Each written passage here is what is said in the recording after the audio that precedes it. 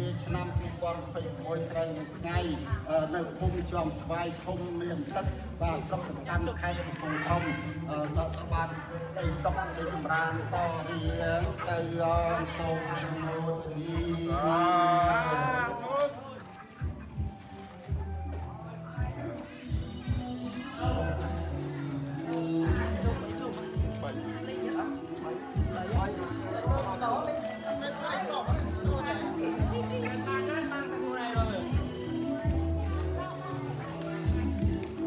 bằng cái luôn này nhưng bằng cái kia ăn cho tao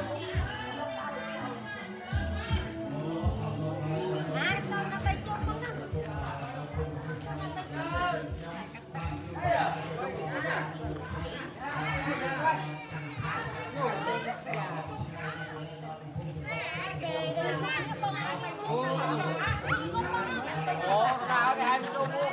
nào ấy bên đó